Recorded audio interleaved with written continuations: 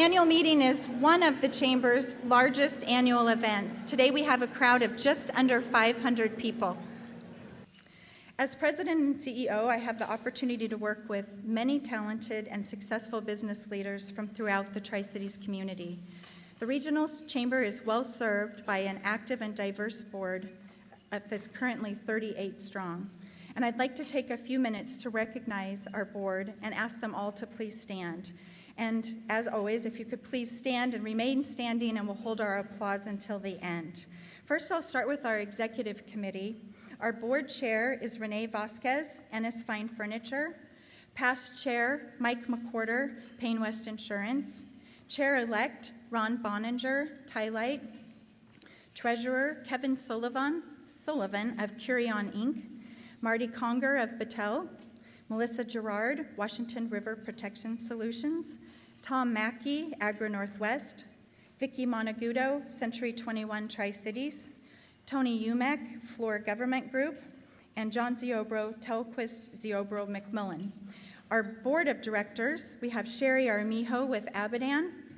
Dave Barr CLU. Annie Bixler with Hapo Community Credit Union. Christine Brown of KNDU TV.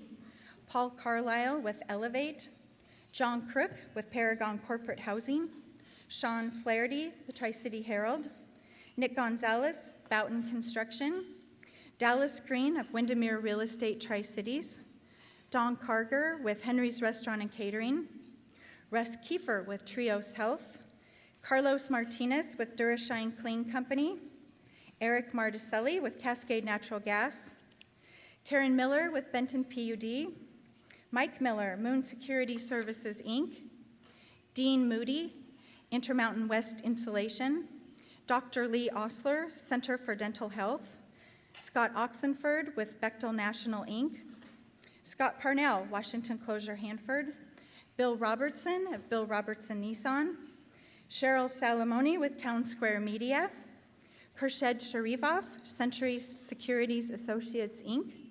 Steve Simmons with the Country Gentleman Restaurant and Catering. Derek Stricker with NAI Tri-Cities. Roland Thompson with Levy Thompson Financial Planners. Ted Voss, MetLife Premier Group Client Group.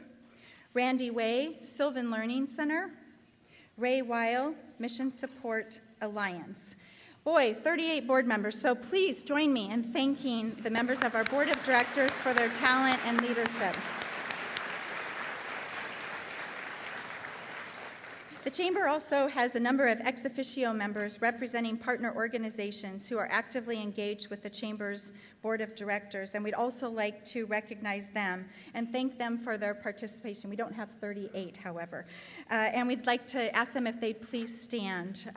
Ryan Lee represents the Ambassador Club. He's the Ambassador Club Chair. Commissioner Jim Beaver with Benton County. Mayor Pro Tem Don Britton with the City of Kennewick. If you're here, if you'd stand, we can recognize you. That would be great. Stan Strebel with the City of Pasco. Councilman Brad Anderson with the City of Richland. Martine Valadez, Columbia Basin College. Commissioner Rick Miller with Franklin County. Commissioner Bob Larson with the Port of Benton. Commissioner Don Barnes with the Port of Kennewick.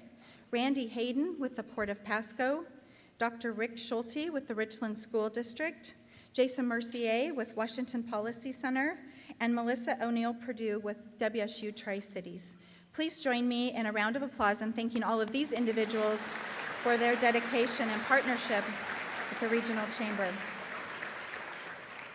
At the end of 2013, we had a number of outgoing board members that had served in some key leadership roles for a long time. And I'd like to introduce them, invite them on stage so we can present them with just a token of our appreciation. I'd like to start with Ed Allen. Ed joined the Board of Directors in 2006 and served on the board for 8 years. Ed served as chair-elect in 2007, board chair in 2008, and past chair in 2009. In his various roles on the executive committee, Ed played an integral part in developing the Chamber's strategic plan. And those of you who know Ed's a very good sport, and he demonstrated that in ways that we'll never forget. When he co-chaired our 2008 member drive and wore a dress after all of our volunteers, picture Ed in a dress, after our volunteers recruited 200 new members in 3 days. And we won't show pictures, Ed, but we do have them. So please help me thank Ed Allen for his dedication to our board.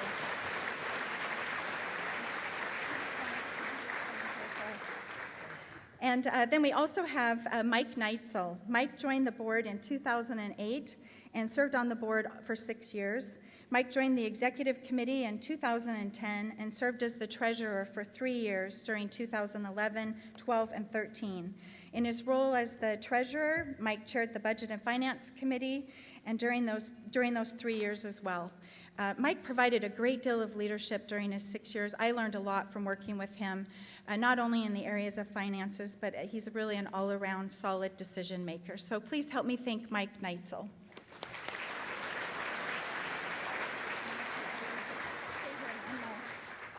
Our final outgoing board member is Jeff Thompson, and Jeff also served on the board of directors for 8 years. He was the chair-elect in 2006, board chair in 2007, and past chair in 2008. Additionally, Jeff chaired the membership committee for several years. And anyone that has the pleasure of knowing Jeff knows that he is really an upbeat and motivating person. When Jeff was the chair of the board, it seemed like our board meetings were like going to church. He was just so inspirational. I always got out of our 7 a.m. board meetings. It seemed like we were at church. Not very many people have that way about them, but Jeff Thompson sure does, and we appreciate his leadership. Help me thank Jeff, please. Let me just step over here real quick for a... Are you doing this now? Come over here, Jeff. We're going to take a quick picture of this right here. I'm sorry.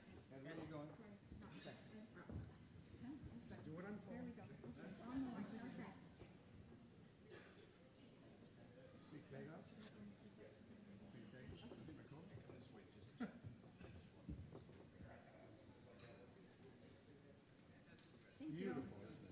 Thank you so much. All right, another round of applause. Thank you so much. And I have one final board member to recognize today, and that's our 2013 board chair, Mike McWhorter. And unfortunately, Mike couldn't be here today. He's in Arizona attending an industry conference where he's also receiving a prestigious award, and he's teaching classes. The Tri-City Regional Chamber has been so fortunate to attract great board members that turn into great board chairs, and Mike McWhorter is no exception. Born and raised in the Tri-Cities, Mike brought a great depth of leadership to his role. I honestly believe he knows every business owner in the Tri-Cities. There really isn't a person that Mike McWhorter does not know. When I think of pillars in the community, I think of Mike McWhorter. He's a successful businessman, yet he works as hard today as he did when he was first starting out. He brought that same energy to his role as board chair, came to every meeting ready to roll up his sleeves and get to work. No call went unanswered. Every request for his opinion or direction was met with a great deal of care. I've learned a lot from Mike McWhorter over the past several years, and I especially enjoyed working with him during his years as chair. He really cares about the Tri-Cities, small businesses, and about the people of the Tri-Cities. On behalf of the Board of Directors and our staff, I would like to invite his daughter, Shelley Ellis, who works here at the Three Rivers Convention Center, to join me on stage to accept his award. Shelley?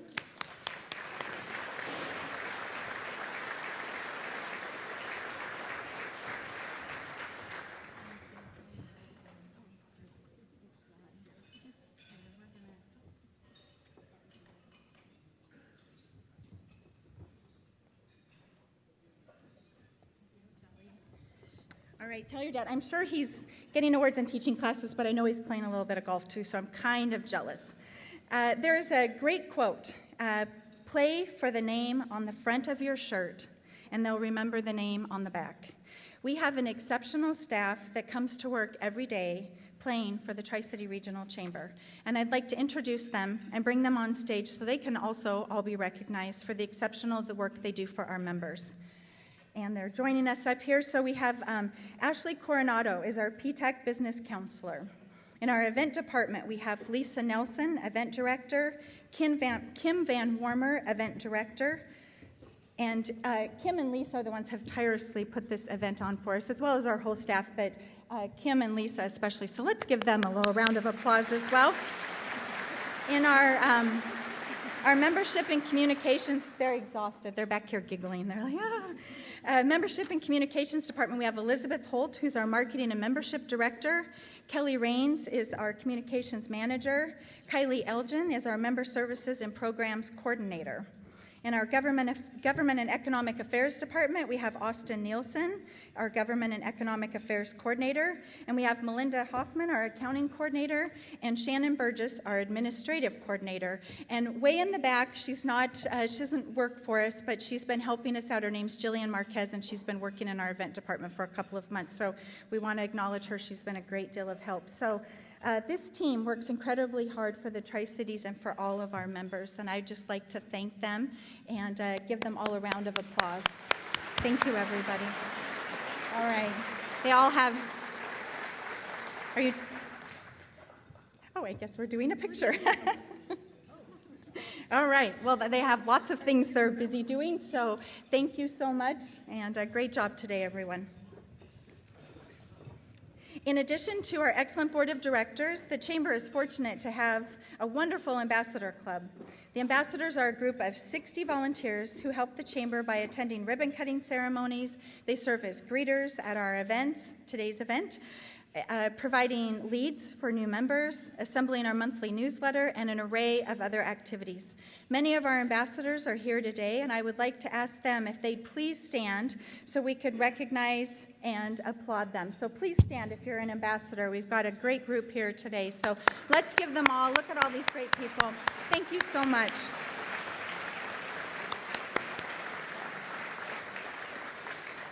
And to introduce our 2013 Ambassador of the Year, I'll invite Gold Level sponsor Jim Hall, Director of Government and Community Relations with Cadlick Regional Medical Center. Jim? Thank you. Thank you, Lori, and good afternoon, everyone. Cadlick has truly enjoyed its relationship and involvement with the Chamber over the past many years, and we're happy today to be a Gold Level sponsor at the meeting and present the Ambassador of the Year Award. Now, each quarter, as Lori alluded to, the members of the Ambassador Club earn points by participating in the many, many activities, and we at Cadlick are especially appreciative for the incredible support we receive from ambassadors throughout the year at events we put on. At the end of each year, ambassadors who earn a minimum of 100 points are awarded bronze, silver, and gold emblems for their name tags. To give you an idea of the level of participation, the 2013 Ambassador of the Year accumulated 469 points. And as our winner for the past 4 years, this ambassador has earned a cumulative 1,800 points, putting him at approximately 900 regional chamber functions. Know who it is yet? Please welcome our 2013 Ambassador of the Year, Mr. Jim Carey. Jim?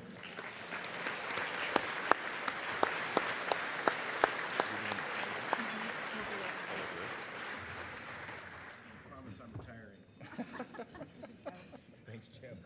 Let's step over here real quick on your board. Okay, perfect. Just put you in the center.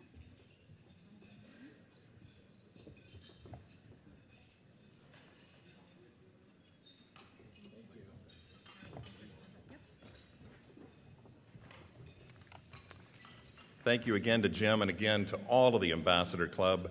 The board and the Chamber staff truly appreciate your commitment to the community and what you do in your time and efforts. Our next award is the Chamber's STAR Award, and STAR is an acronym for Service, Time, Attitude, Reliability. And today this award goes to a board member that truly exemplifies all of these things. The recipient of this award is a quiet leader who worked diligently on the Chamber's board for 6 years, serving as treasurer for the last 3 and chairing the Budget and Finance Committee.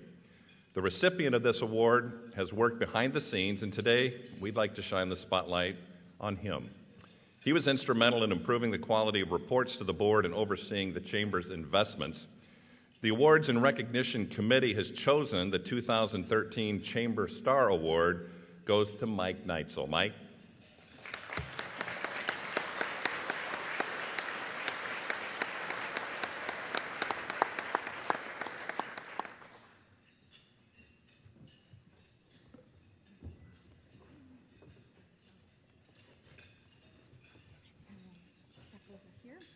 Same thing, Mike, another picture.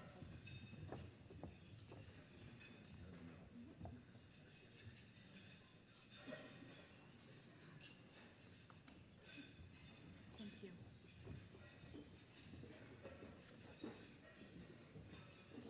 Thank you, Mike and Jim, and also thanks to Jim Hall from Cadillac for sponsoring our annual meeting. As we were up there taking a picture, Mike said, "You didn't mention anything about golf," and thank goodness Mike's off the executive committee, because we are about ready to enter into a lawsuit from hitting people on the golf course during our annual golf tournament. So he's actually a really good golfer, but he provided a few of us with probably the biggest laugh we've ever had in our entire life. So he's a great treasurer, and he's a so-so golfer, I guess. So.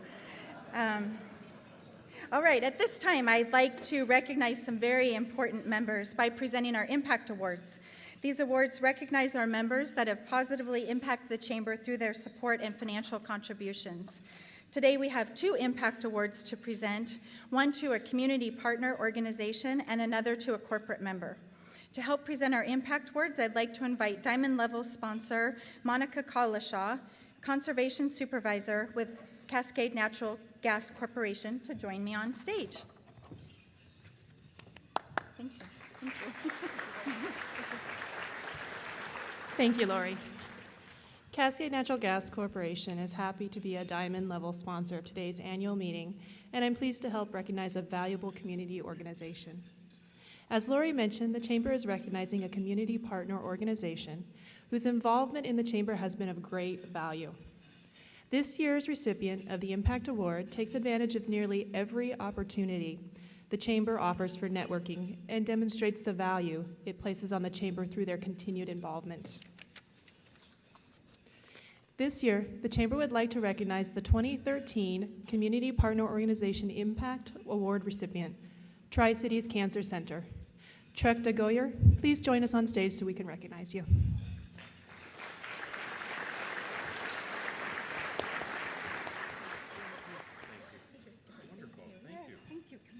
Over here. Thank you so much. Thank you.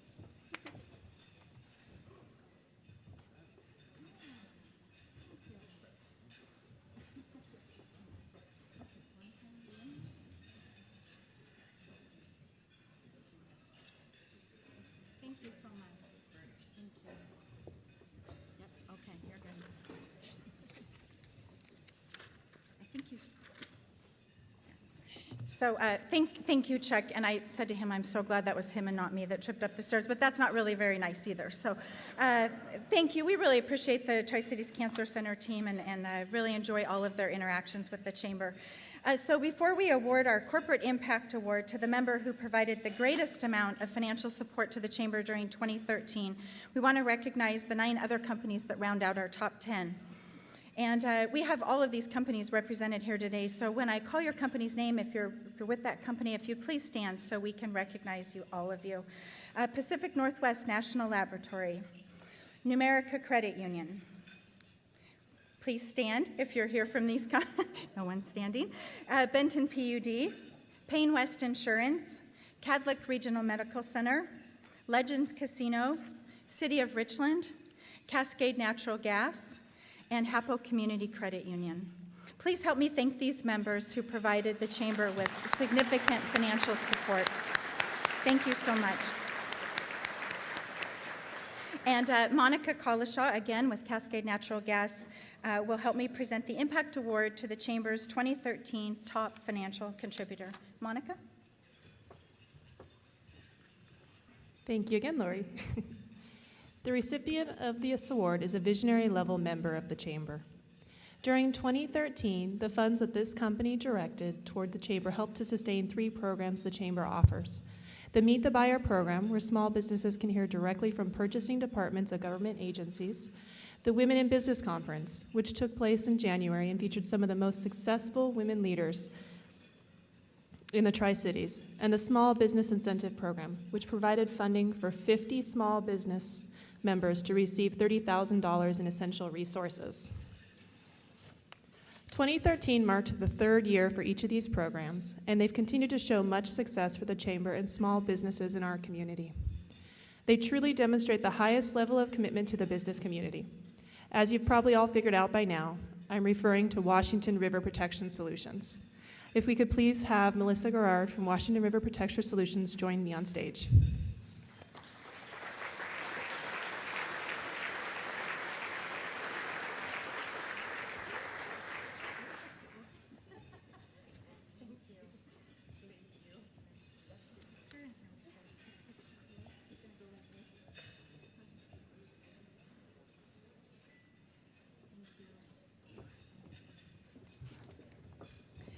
Thank you again to Monica and to Cascade Natural Gas for your diamond level sponsorship. And I'd really like all of the folks from WRPS to please stand up. We've got the CEO, Dave, is here today, Jerry Holloway, and others with Washington River Protection Solutions. They've just been so good to the Chamber. We just appreciate the support. Many of the businesses here today have won these Small Business Incentive Awards over the last 3 years, and you've just really had an impact on small business in the Tri-Cities, so thank you so much. So I'm now going to turn the program over to our board chair, and I'm very proud to yet again have the pleasure of working with and learning from another great community leader. So please help me welcome our 2014 board chair, Renee Vasquez. Thank you. Thanks. Thank you very much, Lori. Good afternoon, everyone. It's a pleasure to be here with you. I'll give you my best Jim Hall voice. Like was mentioned earlier, from this point of view, what a great crowd. Just everyone supporting the Chamber and this community. It's awesome to look out here and just see all the participants in the community. It's great. As the 2014 board chair, I'd like to express how honored I am to serve with all of our incredible board of directors, Lori and our staff, the Chamber. I'm also proud to say that I was born and raised here in the Tri-Cities, and my wonderful and beautiful wife, Peggy, have raised our family here and are enjoying watching our children raise their families here as well. We have watched this community grow into the special region that we have here today, and the best is yet to come, and I truly believe that. And mostly because of the business owners, the corporate leaders, the community leaders, and all the caring volunteers that make that happen. Thank you very much for what you do, and I'd just like to give you an applause for that. Thank you.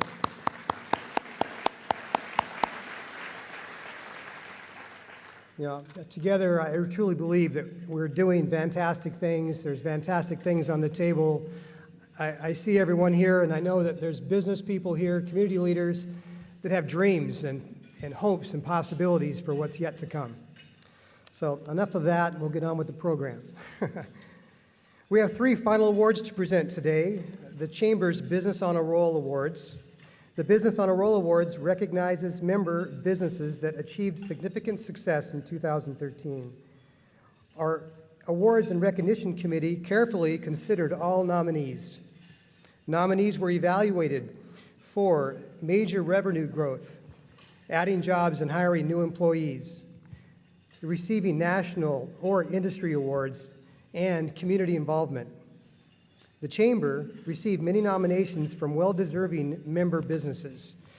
To give you an idea of the diversity of the qualifications of our nominees, I'd like to share some of their statistics.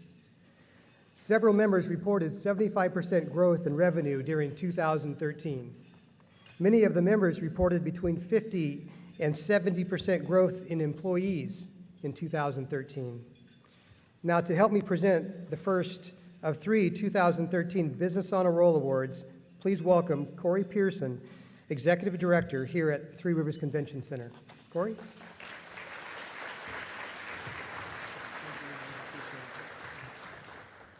Thank you, everyone. Thanks for having me here, and thank you, Renee. Well, I'm happy to be here on behalf of the Three Rivers Convention Center to present Business on a Roll Awards to many deserving companies. The Business on a Roll Award for the member employing less than 10 employees has experienced a great deal of success in 2013. This business saw overall revenue growth of more than 15%. They increased their staff by 20%, and their vineyards and wineries are certified salmon safe.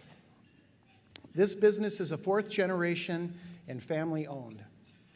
In addition to their regional chamber membership, this member is involved in numerous community organizations, including the Association of Washington Business, Washington Grape Society, Washington Wine Commission, and the Franklin County Farm Bureau. The Business on a Roll Award for the member with less than 10 employees is Claire Sellers. Now to accept the awards, please welcome Bob and John Whiteledge.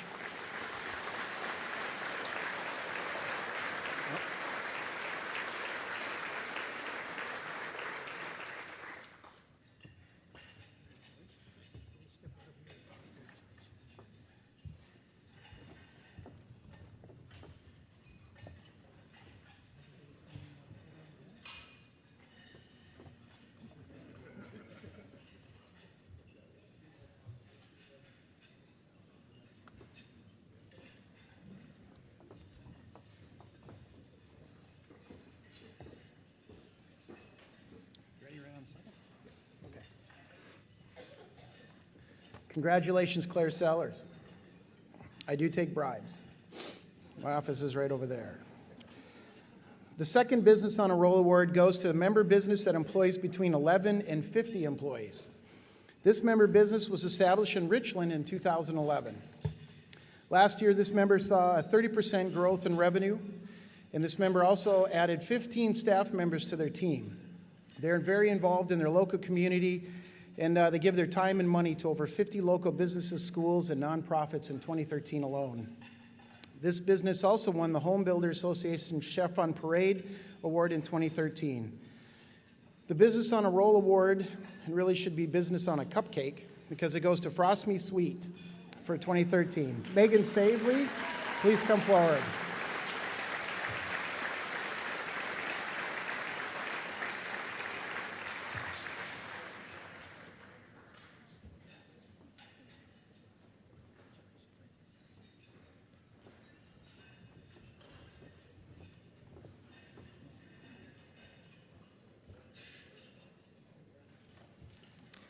Well, congratulations, Claire Sellers and Frost Me Sweet.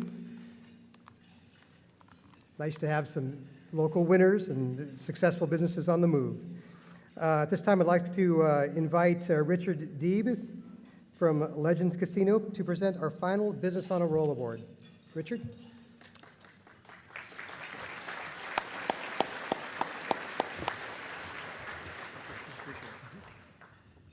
Thank you very much. Pleasure to be here. The final Business on a Roll Award goes to a member business that employs more than 50 employees. This member business was established in 1997 in Pasco. This business moved to their current Kennewick location in 2004. They opened a second location on Clover Island in 2007. This business won the Tri-City Herald's People's Choice Award for Best Microbrew in 2013. In 2013, the Port of Kennewick named this business Friends of the Port. Congratulations to the winner, which employs more than 50 people, Ice Harbor Brewing Company. Mike Hall and Bill Jaech, please join me to accept the award.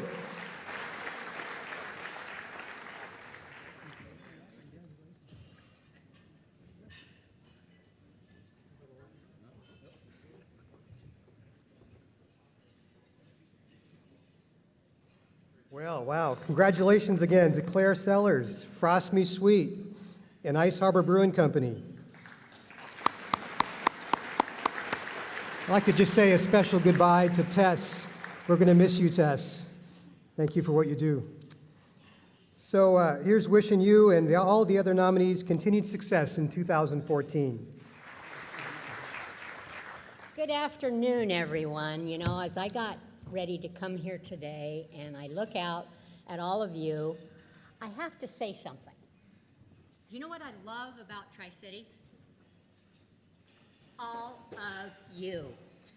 I had the opportunity to work here in the 90s, and it was a wonderful experience. The thing that I was met with when I came here in the 90s was the unbelievable friendliness that was shown to me when I moved here. Well, as luck would have it, my boss, who is with me here today from Spokane, Michelle Grabicki, who is over all of our branches for Numerica Credit Union. Michelle, stand up so everybody can see you. She hired me a little bit over 2 years ago, and she said, Pat, I really need someone to go down to Central Washington. And I said, Michelle, I'm not as young as I used to be. And, you know, I'm nearing the end of my career. And she said, but you've shared how much you love Tri-Cities. And I said, yes. So I got to come back a little over 2 years ago. And I am delighted to come back. I was thinking about all of you and the businesses that you represent and the services that just little old me uses. And I forgot about putting wine on the list because I like wine. And Claire, I haven't tried your cellars, but I will be out. But I was thinking about the car dealerships that I've dealt with. I was thinking about the dry cleaners that I deal with. Ranch and Home, where I bought my favorite pair of cowboy boots. I'm thinking about the dentists, the physicians, the medical clinics. Everything that you all represent is in this community, and it is live and vibrant. And, you know, I'm just really happy to be here. I'm happy to be a Tri-Citian and a Numerican. So with that, I would just like to thank you, Kim, thank you, Lori, thank you, Chamber, for everything that you've done to remain and keep the vibrancy of this community. It's just incredible. Numerica has had a very exciting year as well. And you're right, this is our third year that we get to be up here. And this is my second year, so thank you for allowing me to do this. But we are here, and we're going to stay, and we're going to grow. One of the exciting things that's going on is that our new Richland branch out on Dupertale is due to be open this year. If you haven't been by, go by and take a look. It's our new model. We're really proud of it. And you're all invited to come and join us when we open that new branch. You've probably also noticed that we have changed our branding a bit. We've changed the color, the look. But the thing that I love the most is what we represent. And what we really represent is we know that life moves. And so we move with it. And so we want, life moves, live well. And I love that. I love representing it. So I guess enough about me and enough about Numerica Credit Union. But I'm just proud to be part of your group, and I wanted to thank you for that today. One of the things that I would like to, though, bring up is that this is the first year that we get to be the presenting sponsor for Tri-Cities Cancer Center, and we're really proud to be part of that. That's coming up, Run for Ribbons, May 10th on a Saturday. We hope you join us for that. Another exciting thing is that we also are presenting sponsor for Cadlick Foundation, and that is we'll be there for Kids Digs Rigs, and that will be down in Columbia Park on May 17th. So we look for a lot of you to come down and join us for that. These are fun events, and really happy to be here. In fact, Michelle, I believe you're coming down for some of those, aren't you? Thank you. Okay, now it is with great, great pleasure that I have the opportunity to introduce today's keynote speaker. And today's keynote speaker is none other than Jeremy Jaech. A technology and software entrepreneur, Jeremy Jaech has spent his career developing technologies and starting new companies. Since 1983, Jeremy has led market-creating software companies including Aldus, Visio, Trumba, Verdium, and currently SNUPI Technologies. Among his accolades, Jeremy was named one of the top 25 innovators and entrepreneurs in 2009 and was recently awarded the 2013 Tech Impact Award for Lifetime Achievement, both by Seattle Business Magazine. Currently, Jeremy serves on the board of directors for MindJet, Trumba, and SNUPI Technologies. Born in Richland and a graduate from Richland High School, Jeremy returned to the Tri-Cities area after completing his degree at the University of Washington. He was employed at Battelle and Pacific Northwest National Laboratories before returning to the Seattle area, where he has gone on to start many companies. Over the years, Jeremy has returned many times in his connection with Pacific Northwest National Laboratories. It is my distinct pleasure to welcome Jeremy Jaech, Tri-City Alumnus of Distinction Award winner. Welcome. First of all, I want to talk a little bit about how you know when you have a winning idea. And once you got one, what do you do to turn it into a winning business? So this is about identifying opportunities and capitalizing on those opportunities. I'm going to start just giving you a little brief. You heard some of this in the introduction, but I grew up here. When I grew up here, this town was considerably smaller. I think it was about 100,000 people when I was growing up here. And it was actually a great place to grow up. My father was a mathematician out in the Hanford area. The schools, I grew up in Richland. The schools in Richland were terrific. Lots of people to look up to in the community in terms of going on to do interesting scientific work, which was always my interest.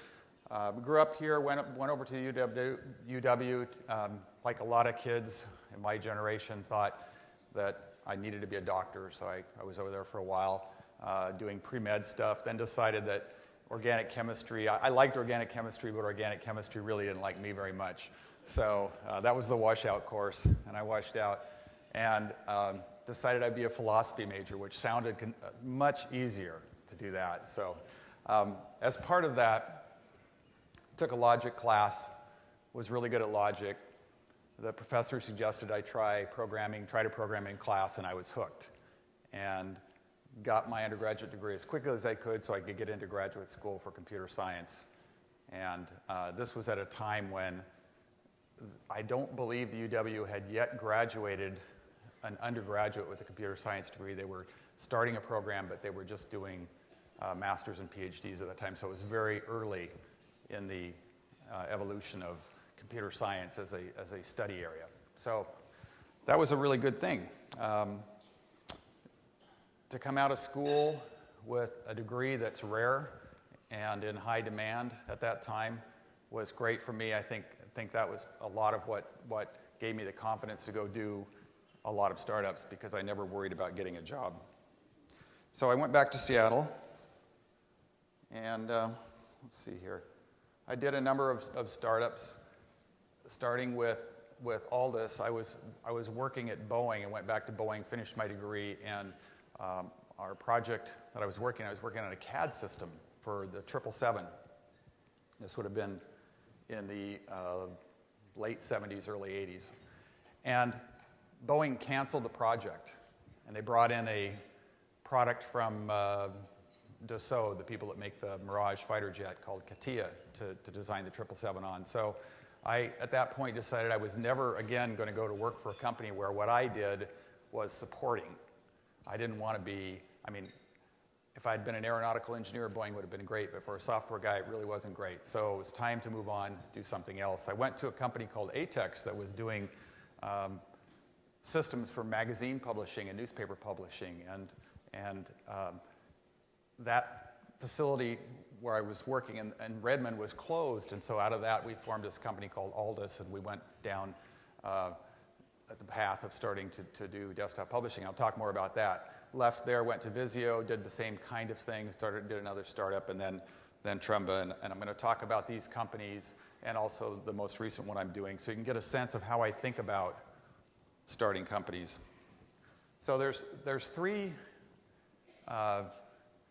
parts of human nature that I think are really worth examining when you're thinking about doing something new. This is just human nature. People underestimate the likelihood that something rare is actually going to happen. This is why it's so hard to sell insurance, right? Nobody believes they'll need it.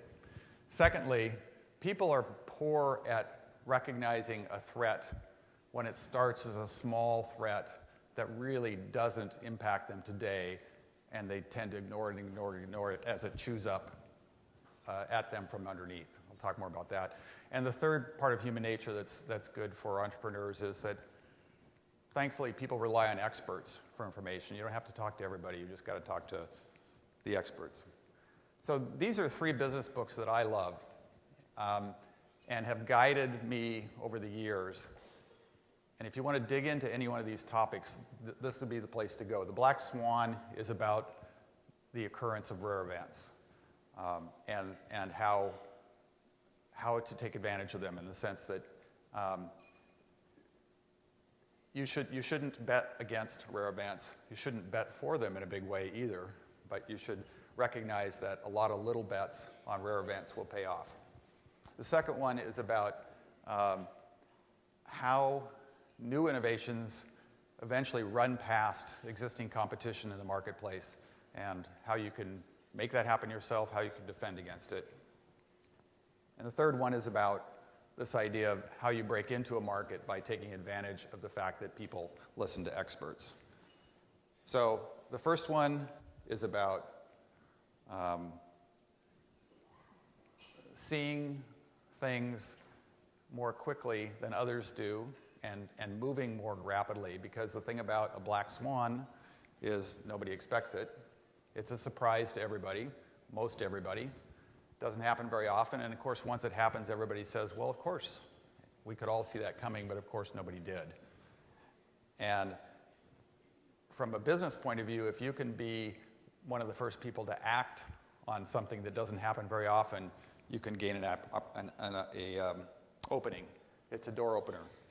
The author of this book actually thinks that I think he would say all major scientific discoveries and historical events and artistic achievements, all those kinds of things, are black swans. So where does that come from? So before Europeans started traveling to Australia, black swan was a bird, right? And there really were not very many of them in Europe. And so the idea of a black swan was an extremely rare event that became kind of a symbol for things that happen in the real world that are rare events, and things like this might be the rise of the internet, World War I, the Soviet Union collapse, September 11th attacks. I mean, to me, that being most current, you think about that, how in hindsight everybody says, well, geez, we should have seen that one coming. And there was a lot of criticism of our security agencies and such around not having seen it. But boy, I don't know, I was surprised. So I think everybody was. I want to talk a little bit about disruptive innovation. That's from the second book. And I want to read the definition that the author provides, because he says it better than I can. He says, generally, disruptive innovations were technologically straightforward, consisting of off-the-shelf components put together in a product architecture that was often simpler than prior approaches. They offered less of what customers in established markets wanted, and so could rarely be initially employed there.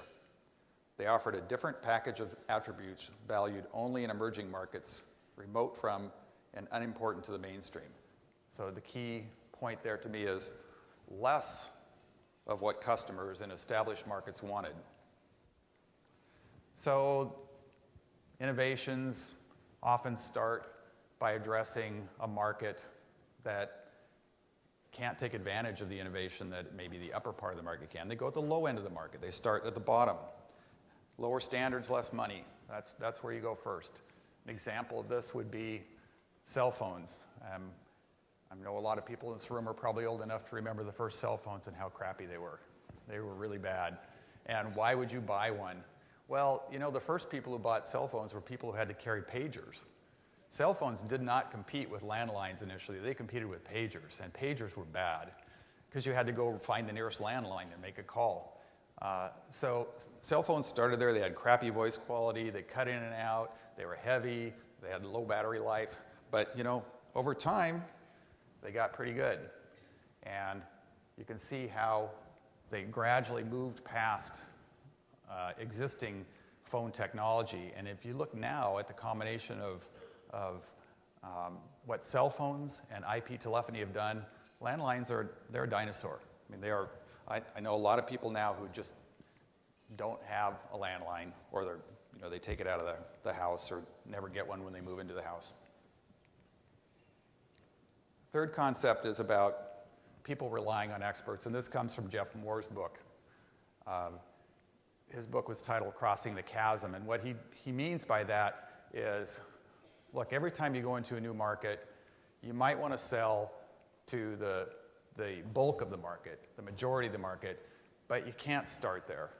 You have to start with people who are willing to take a risk on an early stage company, willing to tolerate more problems with your product or service when you first start.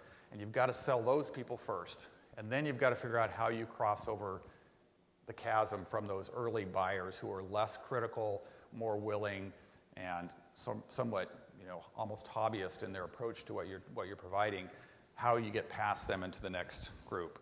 And you don't have to convince everybody to get a market started. You have to convince the experts, and then you have to have a careful strategy of how you move from expert users to the broader market. And that's what that book is about. It's a classic. It was written back in 1991.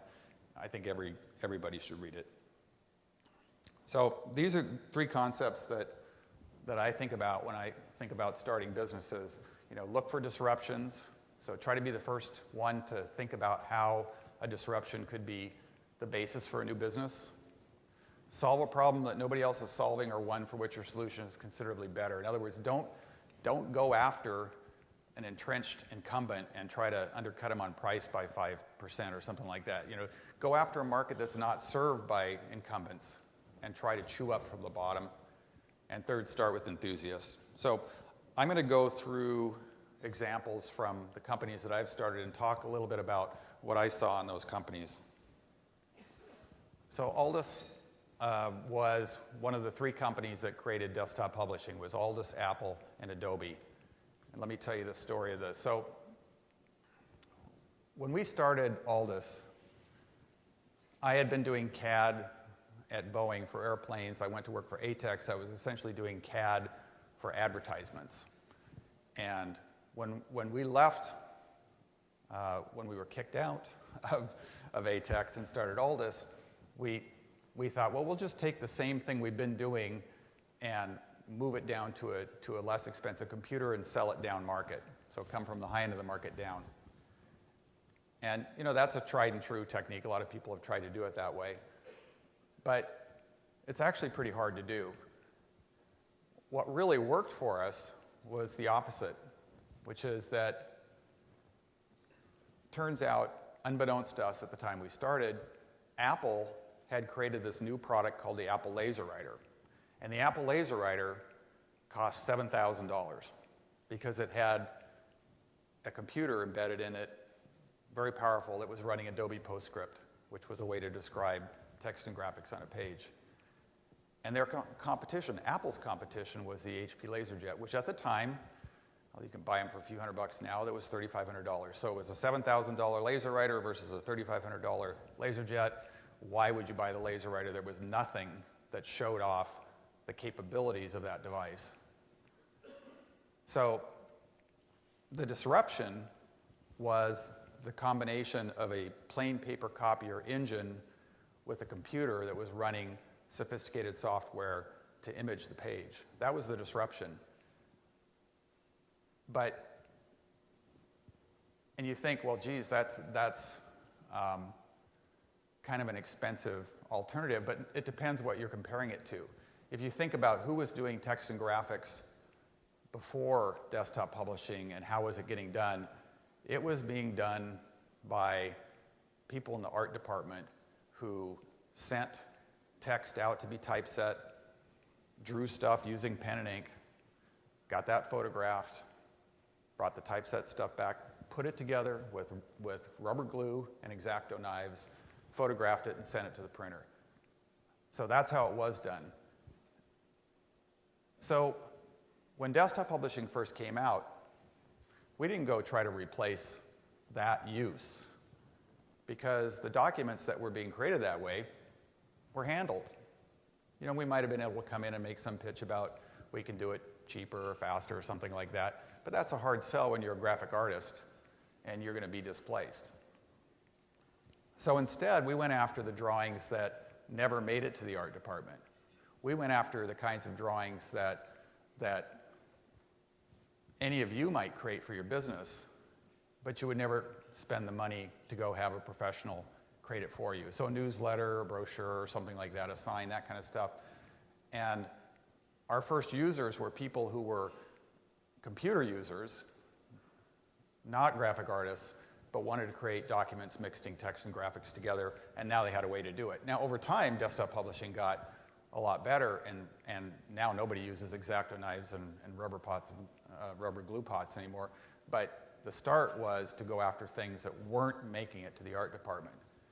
The thing that was really interesting to me, and I've seen this again and again with other companies, is you kind of know you're on a winner when you see a lot of use that you didn't intend for something you create. So about a year after we'd been shipping PageMaker, we did a survey of our customers, and we asked them, what were you creating with PageMaker? And we listed all the things we could think of: newsletters, advertisements, brochures, all the stuff. And the single highest response by far was other.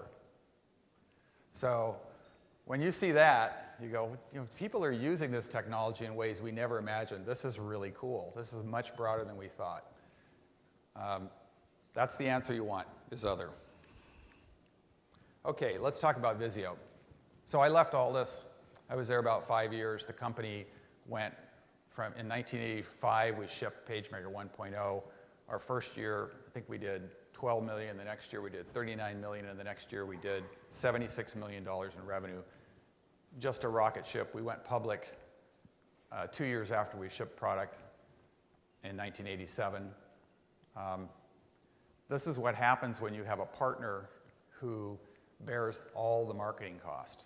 So Apple paid for all the advertising, everything, because every time we sold a $500 box of software, they sold $15,000 worth of printers and computers and all that other stuff. And it was really, some people will say that desktop publishing saved Apple because they were not in good shape at the time, but this was a big win for them. So they paid for all the marketing. Okay, so I left there, waited until my non-compete was up, and then started a company with some other guys called Visio. And Visio, so what was the disruption at Visio? So when we were at Aldus, we developed for the Mac originally. And Microsoft introduced Windows during the time we were there. And we developed versions of PageMaker for Windows. And we got to know Windows quite well. But it really didn't work very well. One of the problems with the first 2 releases of Windows was that it had this 640K memory limitation. That meant that the runtime for the operating system, your application, and any memory that you want, any data that you wanted to have close at hand had to be in that 640K, which nowadays just sounds ridiculous. It was pretty ridiculous then too.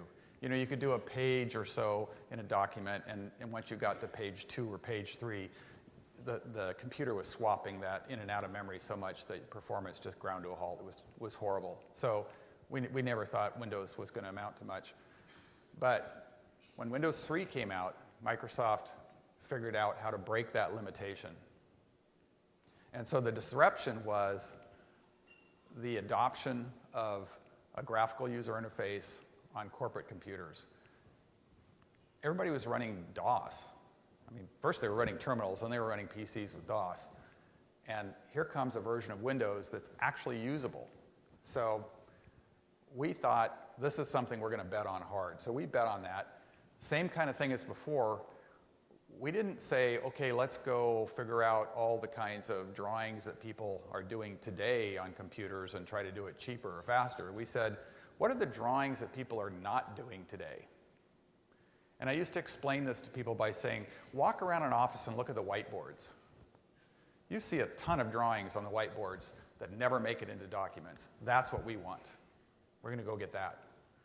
So we created a drawing program, and of course one of the problems with a drawing program is that 90% of people don't know how to draw, so you have to deal with that. So we came up with a new approach. We called it drag and drop drawing. You could sort of assemble. You didn't really draw. You assembled drawings from parts. And we gave you parts that made sense for the kind of drawing you wanted to do. And these were intelligent shapes, so they knew how to snap together, how to grow, and all that stuff. So a few key technologies that we developed around constraint-based drawing and the smart shapes and stencils of shapes and all this stuff applied to a disruption, which was the broad adoption of graphical user interfaces in business. And boom, we're off. And we had the same kind of growth curve that we had at Aldous, pretty much lockstep, same kind of growth. We had to pay for our own marketing, but it was a bigger market. So, and the other thing we did was the help that Apple had provided us at Adobe was not, at Aldous was not lost on us. So we figured, well, who else can we grab onto? Well, Microsoft. Microsoft is out there promoting the heck out of Windows, and they don't have very many things that show it off, just like Apple didn't have very many things to show off the LaserWriter. So let's be the poster child. We were very explicit about that strategy. Every time there's an opportunity to demonstrate something cool about Windows, something new about Windows, we want to be the product that's up on the stage that's being used to demonstrate that. And that worked really well. So again, we got a lot of marketing push as a result of that. Okay, then I did a company called Trumba. And Trumba you probably have never heard of. And I'm not surprised, because Trumba didn't really work. Although didn't really work is a relative thing. It's actually alive and well and profitable, and nobody's ever heard of it. But it's doing a couple $1 million a year in business after being in business for 10 years. So that is not a venture capital return. So that's why I say it wasn't as successful. But we tried to take advantage of the fact that in 2003, when we started this company, more than half of the homes in the US were crossing over into having always-on broadband connectivity to the internet. And we said, what can we do with calendars that takes advantage of this? And you could see what had been done in the corporate world with Outlook, where you had a server, and the server managed events for multiple people and all that stuff. But what about consumers who are not going to go out and have an Exchange server? Could we take advantage of the fact that there's this internet, and we could put some servers up in the cloud and offer some kind of shared calendar? And it worked really, really well, actually. It was a neat product. We went first after, the type of people that organize everything, right? There's 5% or so of the population that they're going to be the ones that set up the Little League team or the soccer team or whatever it is, the class party, those people. That was our target market, so we went after them. But we made a business model mistake. In 2003, there were a handful of products that were emerging as web services, and people were trying different ways to monetize them. And I happened to be on the board of Real Networks at the time. Real Networks had a music service, still do. Well, I guess they sold it, but for a long time they had this thing called Rhapsody. It's a pretty cool service. And they charged a subscription for it. And they were getting pretty good growth rates out of it. And I thought, okay, this is going to be the era of subscription services for software. But I was wrong. Not completely wrong. Wrong for individual consumers. Instead, what happened was that businesses who had events they wanted to promote and wanted to connect those events to their customers' calendars were excited about what we were doing. They wanted their customers to have free calendars. They were willing to pay for services so that we could populate those calendars with events. It's almost like advertising by making your events easily available to put on people's calendars. And they bought it, okay, but there's not enough of them. Especially for what we were selling it for. We started selling it at $39 a year, and we realized we were in trouble when the New York Times automobile section signed a license, because they have a lot of events and a lot of calendars they're trying to push us out on, and $39 a year doesn't pay for the electricity for a month. So we're like, oh man. So we changed our pricing. A lot of media companies, a lot of large venues. To this day, the Smithsonian uses it for all the calendars that you see on their website.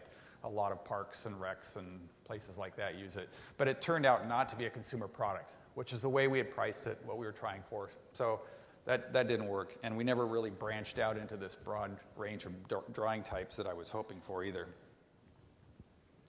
So I'm going to tell you a little bit about what I'm doing now, and I don't want to make this too much of an advertisement, but I think it's instructive of the way I think about these things. So I'm doing a product now called Wally Home from a company called SNUPI. It's coming up on 2 years old. We shipped our product in February.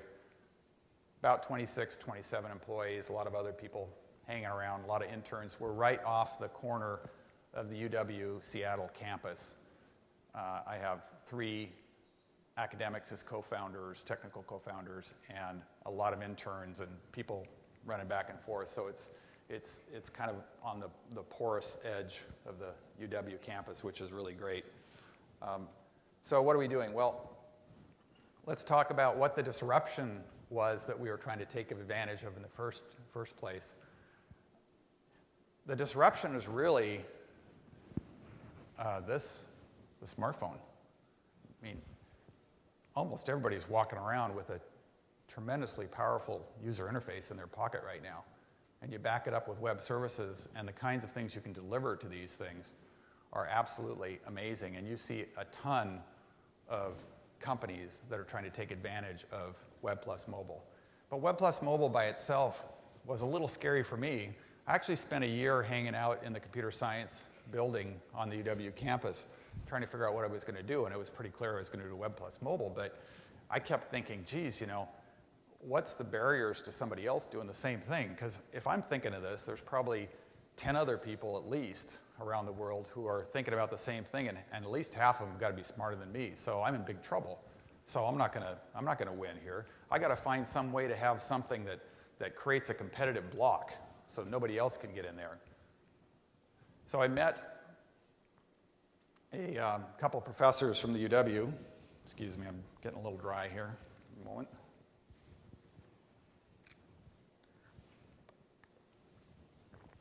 One of them, very interesting guy. I met him because the department was throwing a dinner for him to celebrate his receiving a MacArthur Genius Grant. This guy, his name is Jaech Patel. Jaech was, at the time, 29. He was the youngest professor ever hired at the UW. He was the youngest tenured professor. He was tenured at age 30. The business that we ended up going in together was his 4th startup. Really smart guy, like drinking from a fire hose, talking to him. Just really amazing character, and just like, going 100 miles an hour, really fun. Anyway, so I saw what he was doing at that dinner. I went to his lab and I saw SNUPI, and I got excited about it because I thought about, this is a competitive block. I can build web services and mobile apps that rely on this technology, and nobody else can. If I can own this technology, or at least have exclusive use of it. So I'm going to talk more about this. I'm going to talk about where we started, where we went, and all that, and how we thought about this as we go along. We picked. So first, let me give you just a little bit of background on what it is. So what is SNUPI technology? Well, it's these ultra low power sensors that take advantage of the fact that every home here, everybody's home here has a really good antenna built into it. It's called your electrical wiring. So you don't have to send a signal all the way over the air from a sensor back to a receiver somewhere. All you have to do is send it to the nearest wire. And usually there's a wire Well, there's one right here. You know, they're within arm's reach. There's a wire. So your house is surrounded with antenna. So let's take advantage of that. And Schwedick first came up with this idea. He was a graduate student at Georgia Tech, and he was working on this project called the Aware Home. They were trying to think about homes of the future, and they said, you know, what are some of the big problems that we're going to have in homes of the future? And one of the things that they said was, they thought was, there's going to be a lot of sensors. It's not going to be convenient to plug them all in. That means they're going to have batteries. What happens when the batteries start to die? If they only last a year, year and a half? Well, you're either going to be changing a lot of batteries, if you can remember where your sensors are, or you won't, and they'll die. And the history with battery-powered smoke alarms certainly tells you that. More than half of them don't work. So he said, we got to solve this battery problem.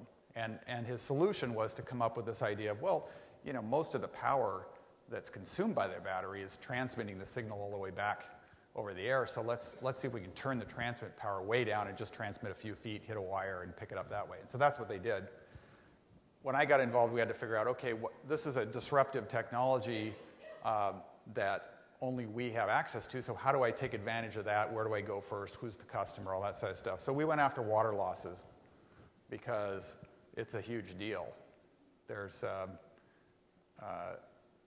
in 2011, there were $11 billion in claims paid by the insurance companies in the U.S. for water damage, freezing, and mold. And so we thought that seems like a good place to start because there aren't really a lot of good alternatives. There's some at the high end, but there's not really anything that's even close to what we're doing. So let's go in there and do that. And you know, the other thing that's nice about this, again, I didn't forget what I learned at Vizio and at Aldus. There are some people in the marketplace who have a vested interest in making us successful, and that's insurance companies. Property managers too, probably a lot of other people, but insurance companies for sure. So this is just a little diagram of how the technology works. These little sensors just transmit to the nearest wire. The wire communicates to a hub which is plugged in. The hub gets its power but also gets its signal from the wiring, goes to your modem, goes up to the cloud, and that goes to your phone or browser. So that's kind of how it works. So we developed a system. It monitors for temperature, humidity, and moisture, gives you alerts when there's something like you can set up an alert list of all the people you want alerted in the event of a leak. And over time, we get to know your home a little bit, because the real goal here, the vision for this company, is to say, as we get more sensors out there and different kinds of sensors, we get to know your home. And we can tell you when something's wrong in your home. It might be a home hazard, but it could be other things too. It could be security. We have motion sensors in the house. We have noise sensors in the house. And 95% of the time, nobody's in your house on a Tuesday afternoon at 2 o'clock, and we're picking up noises. We're going to let you know. So that's the kind of thing we're trying to do over the long haul. It's a $300 product for a hub and 6 sensors. It's pretty cool. The idea here is how do we provide a dashboard for the home? Everybody's familiar with a dashboard for your car, and your cars have gotten really sophisticated. Cars turn over a lot faster than homes, which is why they've advanced more rapidly. But you have sensors in your car now that tell you when your tire pressure is low, if the person sitting on your passenger seat is heavy enough to set off the airbags in the event of an accident. I mean, obviously all the old stuff, oil pressure, temperature, all that stuff. You don't have anything like that for your house. And we think someday you will. We hope it's ours. It might not be. But we think that's a disruption that we can play in. So I just want to run through some lessons learned through these various companies that I've gone through. I think one of the most important things is this idea of surrounding yourself with A players. I have learned this the hard way over the years that if you hire A players, they hire A players. If you hire B players, they hire C players, and you descend into mediocrity. And it's just not what you want. The best work environment you can give to employees is to surround them with other people who are performing at the same or higher level. That's what people really like. They like to be part of a high-functioning team. So Find A players, stick with them. Understand the impact of luck and timing. A lot of stuff that happened to me is really lucky. The fact that I ended up with a computer science degree when there weren't very many of them was really lucky. I didn't plan that. The fact that some of these disruptions that I based companies on came along at the right time, I didn't plan that. Took advantage of it, but I didn't plan it. So understand it. Don't try to push a string uphill. If the time is not right, if you've got a great idea, but the time is not right to do it, wait. I'll give you an example of that. I think it's interesting. My wife's also an entrepreneur. And that's how I met her, actually. I invested in one of her companies. And that was really a lousy investment, I have to tell you. Most expensive, more loss there than anything else. But still, I wouldn't do it differently.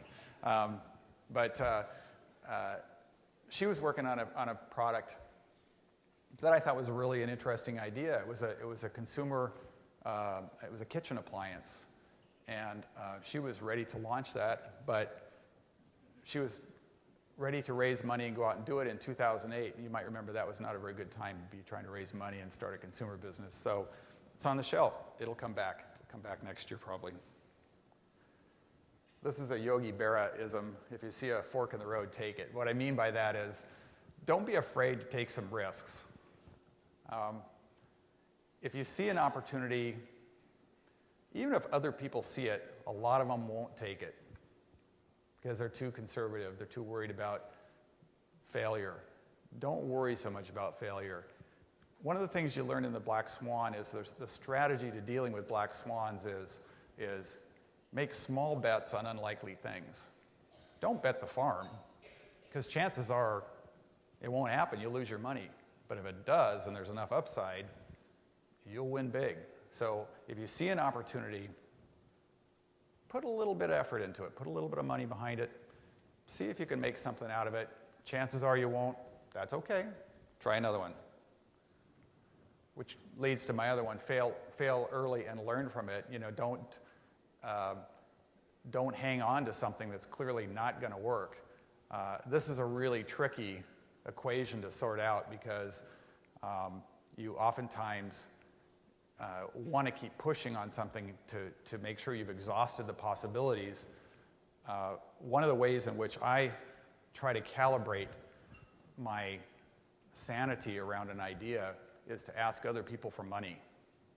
I really like raising money from other people because it's one thing to ask your friends and your relatives, what do you think of this idea? Because they'll tell you that you're really genius and smart. Ask them for money.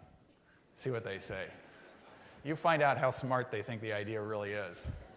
And if they don't want to give you money, that doesn't mean it's a bad idea. It just means maybe you should dial your own bets down a little bit. Think about, maybe this isn't such a great idea as I thought.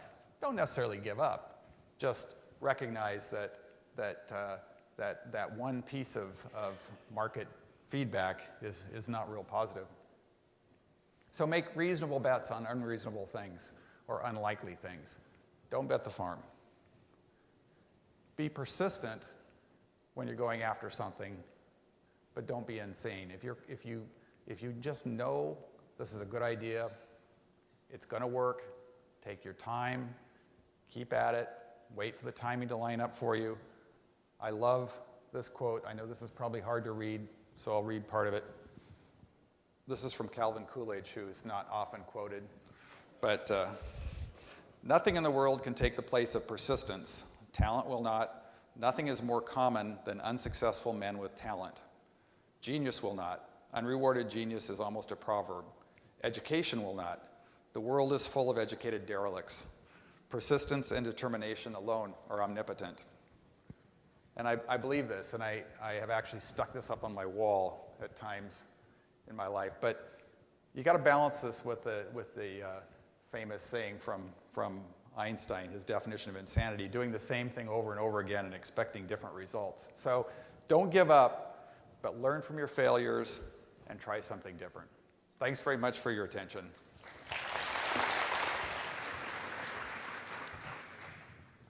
Innovation is the only infinite resource.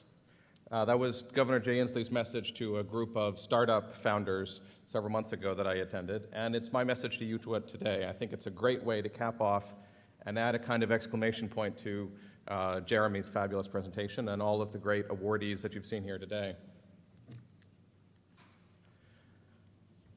Washington State has a stock in trade in innovation, and we have that because of companies like yours that produce the talent, the technology, the innovation, and the investment that enable a prosperous economy in this state. We've done very well over the last few years.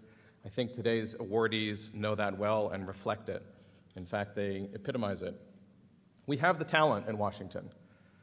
Startups really are the foundation of our economic growth. This is a long quote. I'm not going to go through all of it. But we need startup leaders to share their vision and experienced leaders to share their vision and their experience and their challenges with other companies and with public officials so we can help.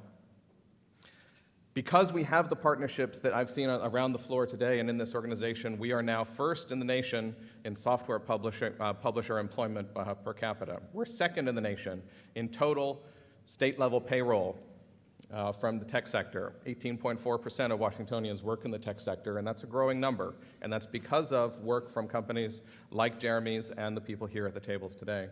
And we're second also in tech sector average annual wage, about 24% over the state average. Numbers, I work for government. Numbers are part of my game. We have the technology. Networks enable business growth. In Washington State, over 94% of the population can get broadband service, for example, at or above 100 megabits. Numbers are my game. Don't let me bore you.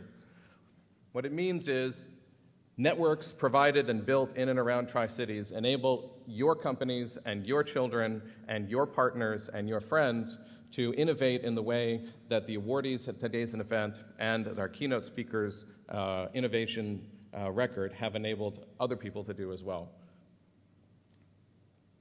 Because we innovate and invest, not just innovate but also invest, put our money where our mouths are, put our effort where our ideas are, we have a very rich level of investment in networks around the state of Washington. And that's really the thing that's thrilled me in the last few months, is to see that we have now over $3 billion invested in private networks by private companies around the state of Washington. Over 1,000 miles of fiber optics have been laid statewide.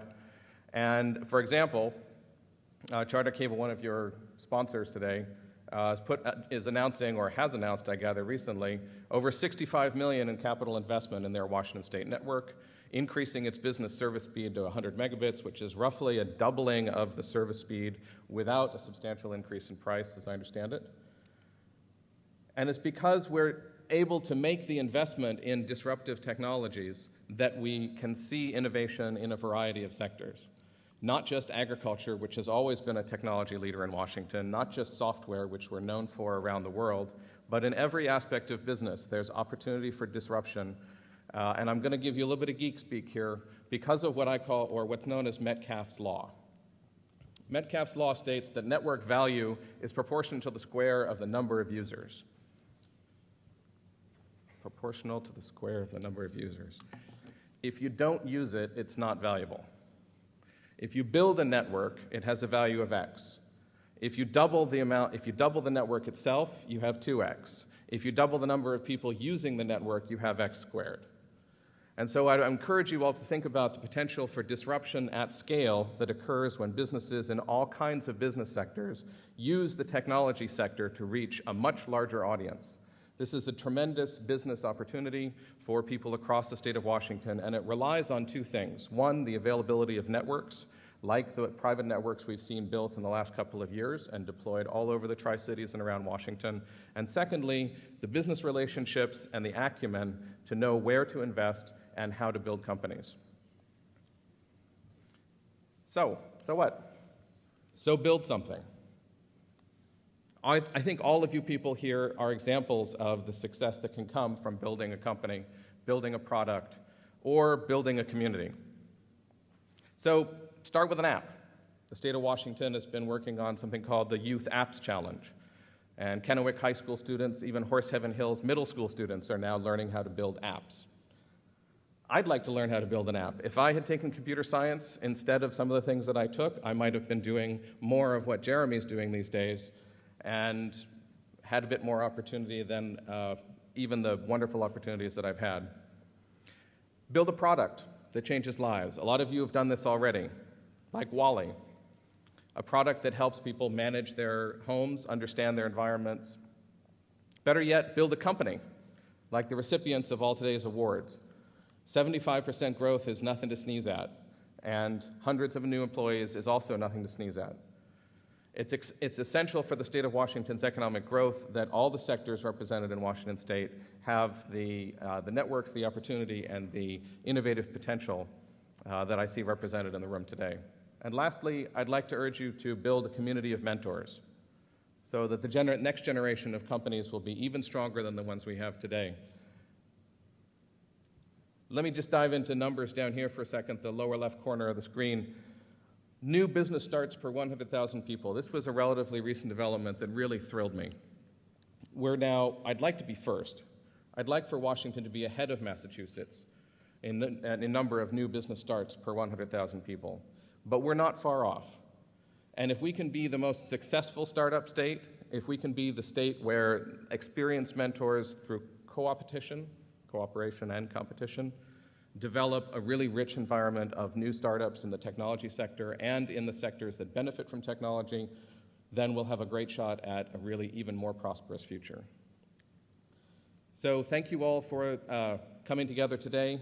Thank you very much to our keynote and to our hosts, and have a great day. Thank you. Thank you very much, Will. Thank you very, very much. I know it's time to go. I just want to say thank you for attending today, and thank you again to all of our sponsors and keynote speakers and presenters.